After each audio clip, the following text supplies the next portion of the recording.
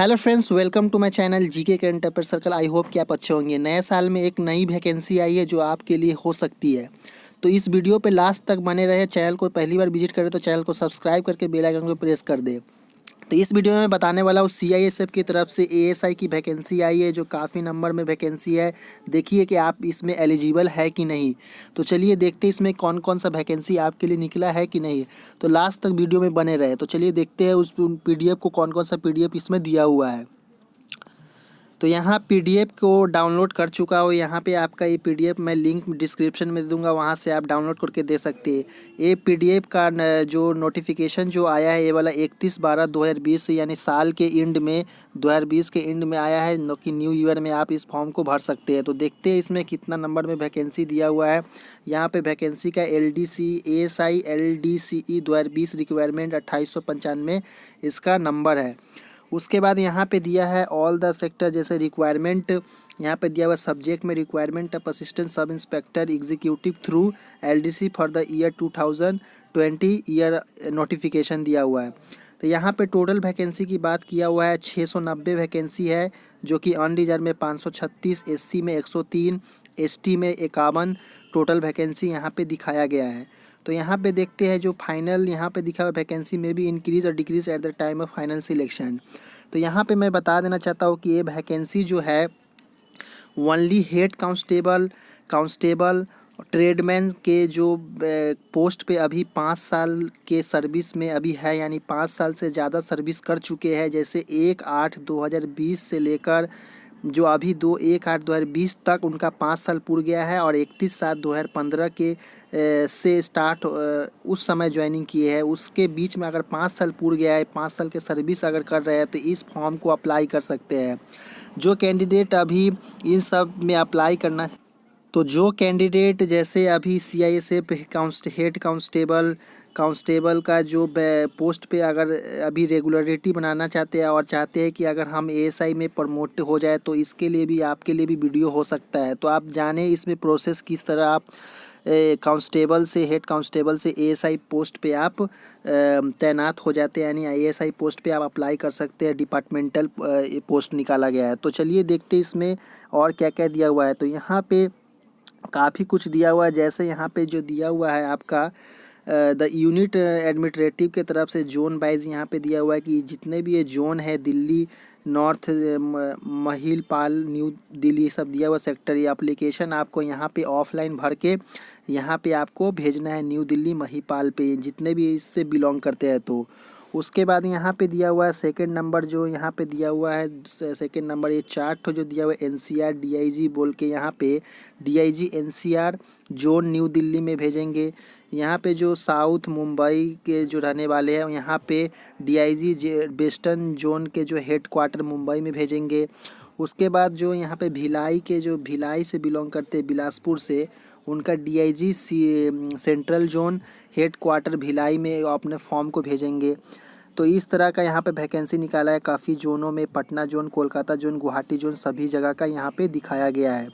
तो यहाँ पे एप्लीकेशन के बारे में यहाँ पे दिया हुआ है no application will be send branch. यहाँ पे ब्रांच में डायरेक्ट जाके आपको सेंड नहीं करना है, एड्रेस पे आपको जाके सेंड करना है। उसके बाद यहाँ पे सर्विस एलिजिबिलिटी बताया गया है कि यहाँ पे अदर एलिजिबिलिटी कंडीशन यहाँ पे दिया हुआ है आपके लिए। जो अगर सर्विस जो एलिजिबिलिटी आपका है 5 साल से ज़्यादा होना चाहिए, यानी आप 5 साल का सर्विस आपका होना चाहिए। अगर कांस्टेबल पे है तो कांस्टेबल में अगर 5 साल कंप्लीट है तो आप इस फॉर्म को डाल सकते हैं। अगर हेड कांस्टेबल में है तो तब भी आप इस फॉर्म को डाल सकते हैं। यहाँ पे दिया हुआ 1/8/2020 तक आपका 5 साल का सर्विस कंप्लीट होना चाहिए CISF में। उसके बाद अपर एज की बात की जाए तो 35 साल अपर एज है, जो कि 1/8/2020 तक आपका 35 साल होना चाहिए। उससे अगर ज़्यादा है तो इसमें अप्लाई नहीं कर सकते हैं। अगर SC ST से बिलोंग करते हैं तो आपका 5 साल का छूट यहाँ पे दिया जाएगा। उसके बाद यहाँ पे OBC का कोई वैकेंसी नहीं निकाला गया, OBC कैटेगरी के लिए कोई यहाँ पे वैकेंसी नहीं है। उसके बाद एजेंशियल क्वालिफ़िकेशन जो दिया हुआ है कि अगर आप इस पोस्ट पे ASI पोस्ट पे अगर डिपार्टमेंटल पोस्ट पे अप्लाई करना चाहते हैं तो आपका ग्रेजुएशन होना चाहिए, ग्रेजुएशन प्लस आपका 5 ईयर का सर्विस होना चाहिए। उसके बाद यहाँ पे क्लीन रिकॉर्ड जो दिया हुआ है, क्लीन रिकॉर्ड 5 साल के अंदर में कोई भी आपका रिकॉर्ड बैड रिकॉर्ड नहीं होना चाहिए। आपका पूरा क्लीन रिकॉर्ड होने से ही आप इसमें अप्लाई कर सकते हैं, अदरवाइज़ आपका कैंडिडेचर क्लियर कर डिले मतलब आपका रिजेक्ट कर दिया जाएगा। उसके बाद यहाँ पे दिया हुआ है फिजिकल स्टैंडर्ड दिया हुआ है। फिजिकल स्टैंडर्ड में हाइट जो मांगा गया है जनरल कैटेगरी के लिए या बैकवर्ड ओबीसी कैटेगरी के लिए, अदर बैकवर्ड के लिए 170 सेंटीमीटर आपका मेल का होना चाहिए सेंटीमीटर, 157 सेंटीमीटर फीमेल का होना चाहिए। उसके बाद यहाँ पे जो हिल्स एरिया से बिलोंग करते हैं जैसे नागालैंड, सिक्किम, अरुणाचल प्रदेश, त्रिपुरा, कश्मीर, मेघालय वगैरह से, उनका 165 सेंटीमीटर मेल का होना चाहिए मेल कैंडिडेट का, 155 सेंटीमीटर फीमेल कैंडिडेट का। उसके बाद यहाँ पे जो एसटी से बिलोंग करते हैं उनका 162.5 सेंटीमीटर रहने से आप अप्लाई कर सकते हैं मेल कैंडिडेट, और फीमेल कैंडिडेट 154 सेंटीमीटर। उसके बाद यहाँ पे जो जैसे फॉर कैंडिडेट गोरखा और schedule tribe ST north east state से बिलोंग करते हैं तो 157 सेंटीमीटर, और बाकी यहाँ पे कुछ प्रिंटिंग मिस्टेक है इसलिए 152 शायद होगा सेंटीमीटर, इसमें आप देख लीजिएगा सही से।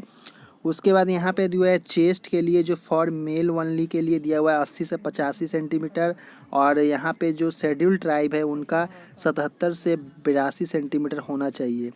उसके बाद यहाँ पे वेट वगैरह के बारे में बताया गया है। मेडिकल स्टैंडर्ड आप देख सकते हैं यहाँ पे, मेडिकल आई के बारे में दिया हुआ है, खुद से पढ़ लीजिएगा अगर आप अप्लाई करते हैं इस फॉर्म के तो। उसके बाद यहाँ पे जो एलडीसी नंबर ऑफ जो changes application complete in LDC दिया हुआ है 3 चांस ओनली। अगर आप जैसे कांस्टेबल डिपार्टमेंट में अगर है, कांस्टेबल पोस्ट पे है तो 5 साल आपका कंप्लीट है। अगर इसमें अप्लाई करना चाहते हैं तो ओनली 3 चांस आपको दिया जाएगा। जैसे एक चांस में अप्लाई करते एएसआई पोस्ट पे, अगर नहीं होता है फिर दूसरा चांस में अप्लाई कर सकते हैं, नहीं होता है दूसरा में तीसरा में कर सकते हैं। 3 बार से ज़्यादा आप इसमें अप्लाई नहीं कर सकते। उसके बाद यहाँ पे दिया हुआ सिलेक्शन प्रोसीजर के बारे में, तो सिलेक्शन प्रोसीजर जो होने वाला है stage 1 checking of service record, यानी 5 साल का जो रिकॉर्ड है आपका पूरा चेक किया जाएगा। अगर सही है तभी आप स्टेज 2 में जाइएगा। स्टेज 2 में आपका रिटन एग्ज़ाम होगा जिसमें ओएमआर बेस यानी ओएमआर ऑब्जेक्टिव टाइप का क्वेश्चंस रहेगा। इसमें 200 मार्क्स का एग्ज़ाम होगा और 3.5 घंटा का टाइम दिया जाएगा। उसके बाद यहाँ पे आपका जो सब्जेक्ट रहने वाला है जनरल इंटेलिजेंट एंड रीजनिंग रहने वाला है जो कि 50 मार्क्स का रहेगा। उसके बाद general awareness and professional knowledge जो रहने वाला है 50 मार्क्स का, न्यूमेरिकल एबिलिटी 50 मार्क्स का, और कम्प्रीहेंशन एंड कम्युनिकेशन स्किल आपका चेक किया जाएगा 50 मार्क्स का। तो टोटल आपको इसमें पासिंग मार्क्स है जो एटलीस्ट 50% आपका एग्रीगेट होना चाहिए, और एटलीस्ट 45% ईच पार्ट में होना चाहिए, और 50% एग्रीगेट होना चाहिए। अगर ST/SC से बिलोंग करते हैं तो 5% का रिलैक्सेशन दिया जाएगा इस नंबर में।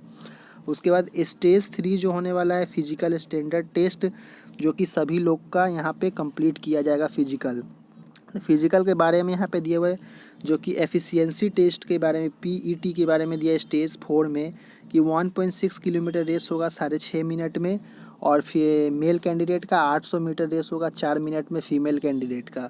उसके बाद 100 मीटर का जो रेस होगा 16 सेकेंड में मेल कैंडिडेट का, फीमेल का 100 मीटर का रेस 18 सेकेंड में। हाई जंप 3.9 फीट 3 चांस दिया जाएगा मेल कैंडिडेट को, और फीमेल कैंडिडेट को 3 फीट 3 चांस में दिया जाएगा। उसके बाद लॉन्ग जंप होगा 12 फीट का, और यहाँ पे 9 फीट का फीमेल का होगा।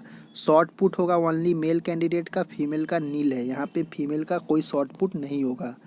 उसके बाद यहाँ पे स्टेज 4 लास्ट आपका होने वाला है मेडिकल एग्जामिनेशन, जो कि सभी का जो पास होते हैं उनको सभी का मेडिकल किया जाएगा। उसके बाद यहाँ पे फाइनल सिलेक्शन आपका मार्क्स के बेसिस पे होगा, जो कि दिया हुआ है आपका 200 मार्क्स में से 100 मार्क्स आपको लाना ही है 50%, उसके हिसाब से आपका मेरिट लिस्ट तैयार किया जाएगा। तो यहाँ पे जो last date of receipt of application दिया हुआ है 5/2/2021, आप फॉर्म को डाल सकते, इससे पहले आपको फॉर्म को भेजना है ऑफलाइन।